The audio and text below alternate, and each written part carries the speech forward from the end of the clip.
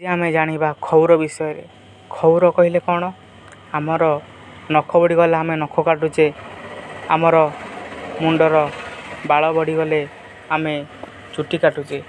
ତେଣୁ ମୁଁ କହିବା କଥା କି ଆମେ ଯେଉଁ ବାରେ ଚାହୁଁଛେ, ଯେତେବେଳେ ଚାହୁଁଛେ ସେତେବେଳେ ଆମେ ଯାଇକି ବାଳ କାଟୁଛେ।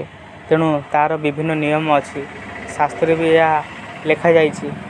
ରବିବାରରେ କ୍ଷୌର ହେଲେ ଦୁଃଖ ପ୍ରାପ୍ତି ହୁଏ, ସୋମବାରରେ କ୍ଷୌର ହେଲେ ସୁଖ ମିଳେ, ମଙ୍ଗଳବାରରେ କ୍ଷୌର ହେଲେ ଆୟୁଷ ହାନି ହୁଏ, ବୁଧବାରରେ କ୍ଷୌର ହେଲେ ଆୟୁଷ ଓ ଶକ୍ତି ବୃଦ୍ଧି ହୁଏ, ଗୁରୁବାରରେ କ୍ଷୌର ହେଲେ ଶକ୍ତିହୀନ ଓ ଅର୍ଥ ହାନି ହୁଏ, ଶୁକ୍ରବାରରେ କ୍ଷୌର ହେଲେ ଆତ୍ମଶକ୍ତି ବଢ଼େ। କିନ୍ତୁ ବଡ଼ ପୁଅ ଥାଇ କ୍ଷୌର ହେଲେ ଅମଙ୍ଗଳ ହୁଏ।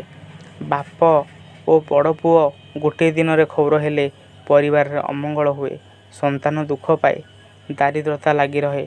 ଶନିବାରରେ କ୍ଷୌର ହେଲେ ଗ୍ରହ ପୀଡ଼ା ହୁଏ। ଏହା ଆମେ ଜାଣିନେ ଅଜାଣତରେ ଆମେ କେତେ ଭୁଲ କରିବାକୁ ଯାଉଛେ। କେତେବେଳେ ଯେତେବେଳେ ଯିଏ ଯାହା ଚାହିଁଲା ସେତେବେଳେ ସେହି ସମୟରେ ସେ ଯାଇକି ଚୁଟି କାଟି ଦେଉଛି, ନଖ କାଟୁଛି।